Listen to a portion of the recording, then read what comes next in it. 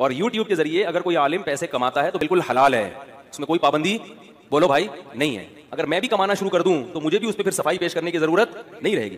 یہ طارق صاحب ہیں جو کہتے ہیں کہ یوٹیوب سے پیسے کمانا بالکل حلال اور جائز ہے.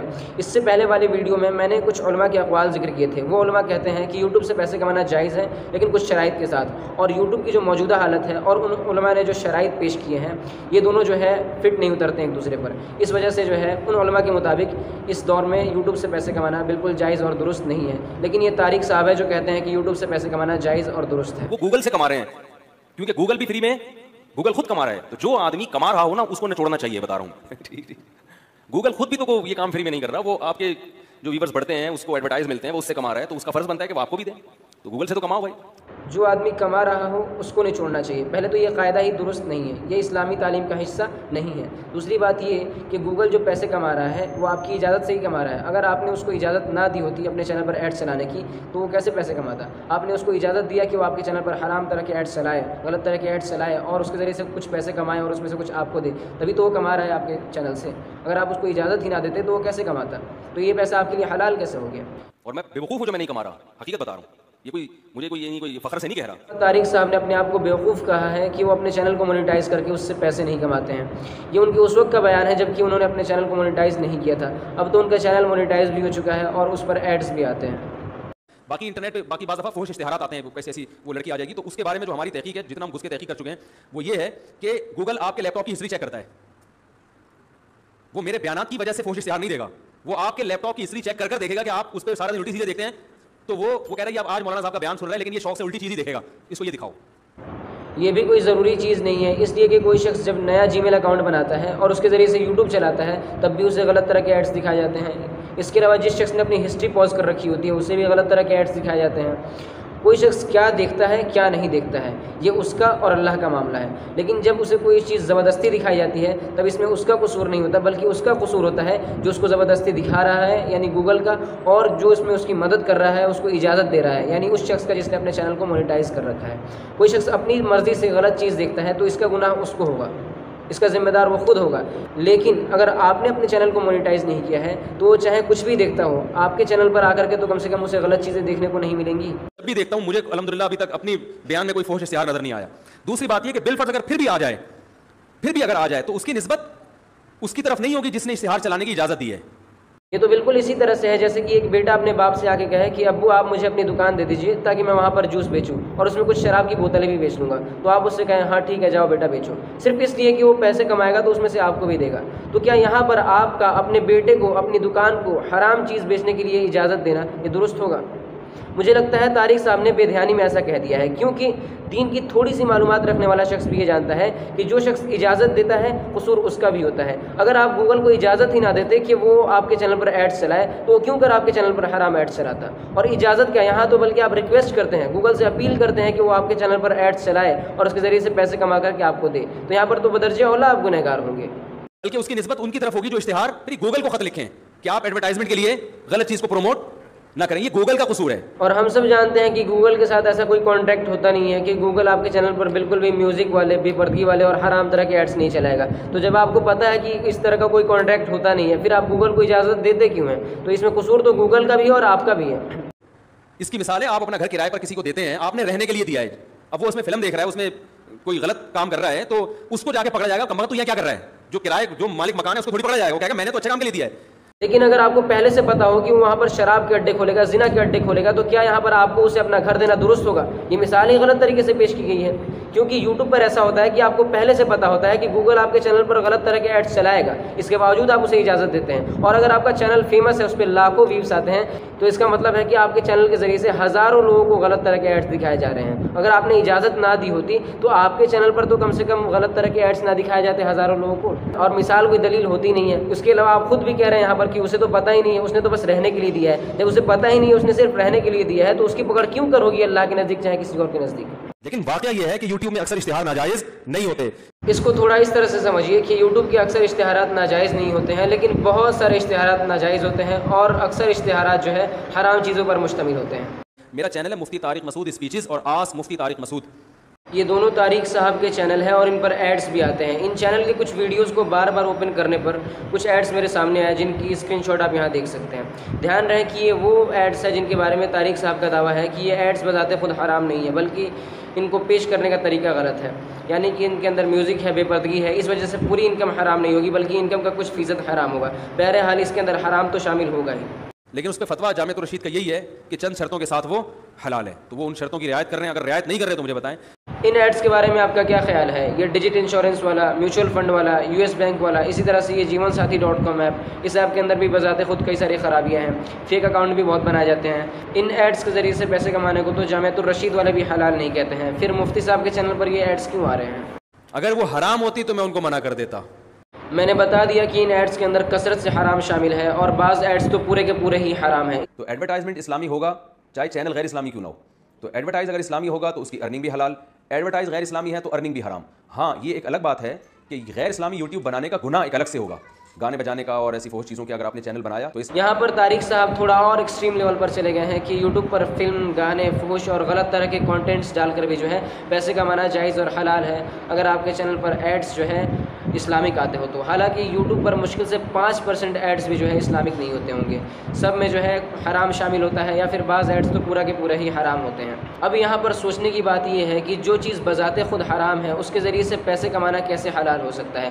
آپ نے یوٹیوب پر غلط اور فحش طرح کا کانٹینٹ ڈالا، لوگ آ کر کے اس غلط چیز کو دیکھ رہے ہیں آپ کے ذریعے، آپ کے چینل کے ذریعے سے، آپ کی وجہ سے لوگ اس غلط چیز کو دیکھ رہے ہیں اور بیچ میں آپ ایک ایڈ دکھاتے ہیں جس ایڈ کے اندر بھی جو ہے میوزک ہے، بے پردگی ہے، کئی ساری قباحتیں ہیں.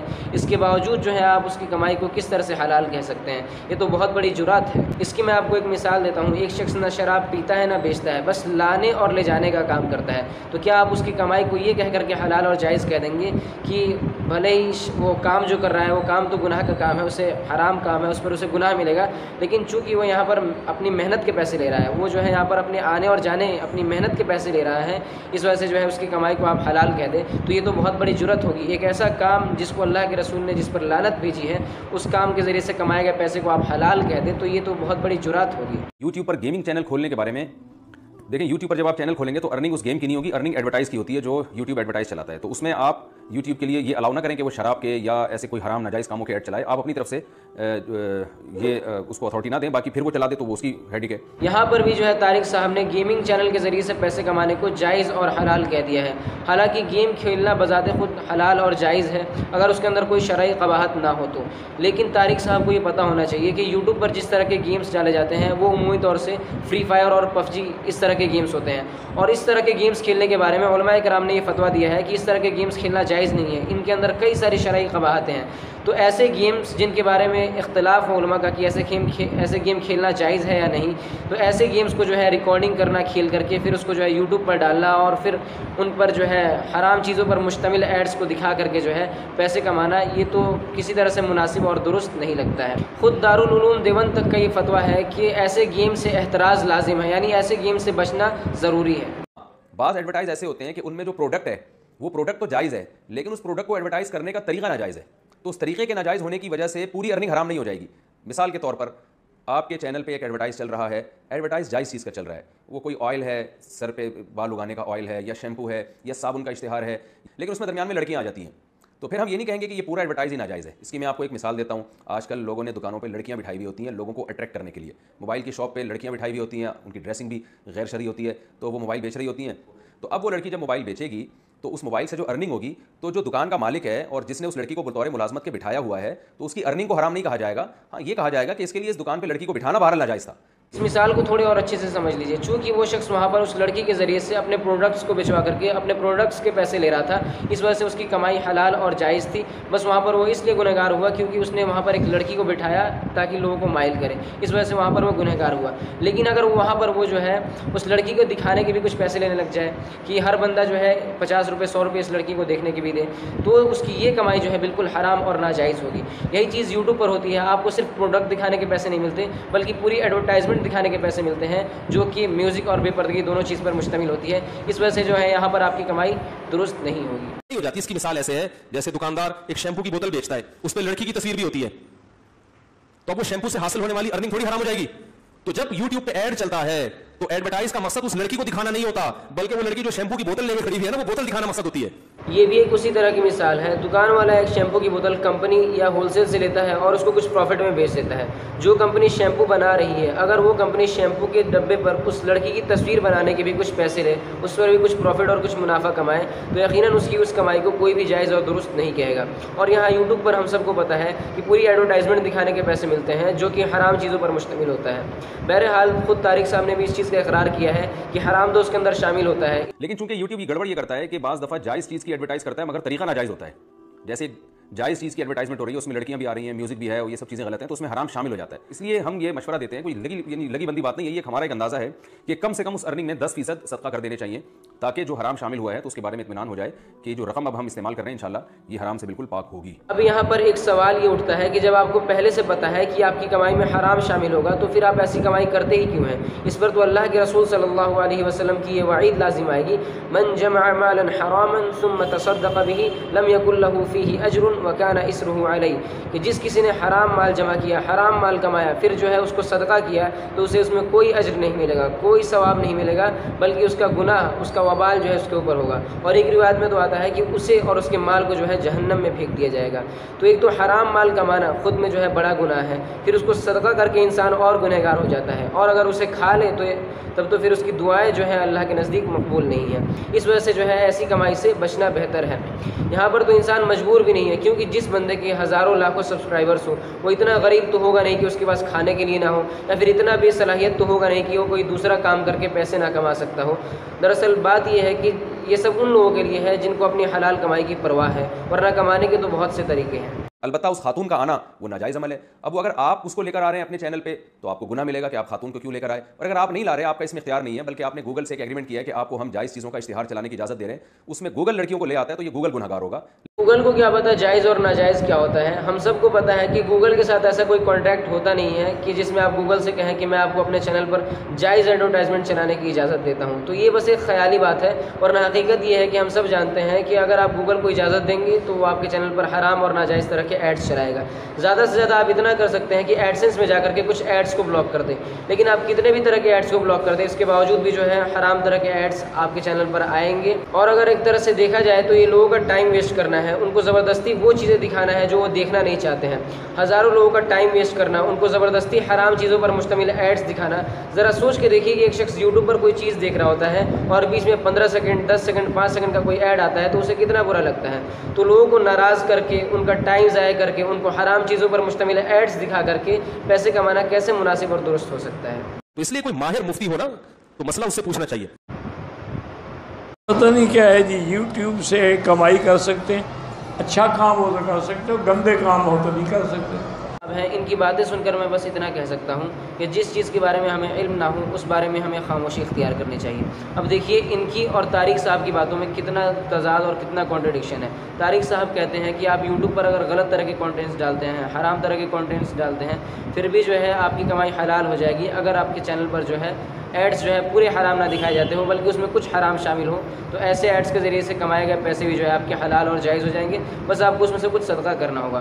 اور یہ الیاس صاحب کہتے ہیں کہ اگر آپ غلط طرح کے کانٹینٹس ڈالتے ہیں یوٹیوب پر, حرام طرح کے کانٹینٹس ڈالتے ہیں تو آپ کی کمائی بالکل جائز اور حلال نہیں ہوگی, اور اگر آپ صحیح طرح کے کانٹینٹس ڈالتے ہیں تو آپ کی کمائی جو ہے جائز اور حلال ہوگی, گرچہ آپ کے چینل پر کسی بھی طرح کے ایڈس دکھائے جاتے ہیں. حالانکہ میں پہلے ثابت کر چکا ہوں کہ آپ یوٹیوب سے حلال پیسے نہیں کما سکتے ہیں, اس میں کہیں نہ کہیں حرام شامل ہو جائے گا. یہ اور یہ ان دونوں نے بھی جو ہے ویڈیو بنایا ہے کہ یوٹیوب کی ارننگ بالکل حلال اور جائز ہے, اور دلائل ان دونوں نے وہی ساری پیش کی ہے جو طارق مسعود نے پیش کی ہے. کمال کی بات یہ ہے کہ ان دونوں کے نام کے آگے بھی مفتی لگا ہوا ہے. اب پتہ نہیں انہوں نے طارق مسعود صاحب کو کاپی کر دیا ہے یا پھر انہوں نے خود سے تحقیق کی ہے, لیکن مثالیں تک جو ہے ان دونوں نے وہی پیش کی ہیں جو طارق مسعود نے پیش کی ہیں. جن لوگوں نے اسلامک چینل بنا رکھا ہے ان لوگوں کو دھیان رکھنا چاہیے کہ جہاں پر قرآن و حدیث کی بات چل رہی ہو, جہاں قرآن و حدیث کا ایڈ چل رہا ہو, وہاں پر غلط طرح کے دوسرے ایڈس ہیں تو یہ تو بہت ہی نامناسب بات ہے. ذرا سوچ کے دیکھیے, ایک جگہ پہ جنت و جہنم کا تذکرہ چل رہا ہو اور اس بیچ میں جو ہے وہ کلوز اپ والا ایڈ ہے جس میں لڑکا لڑکی جو ہے کلب میں ناچ رہے ہوتے ہیں اور میوزک اور گانا بج رہا ہوتا ہے. تو اس طرح کے ایڈس ہیں قرآن و حدیث کی باتوں کے بیچ میں, تو یہ کتنی نامناسب اور غلط بات ہے.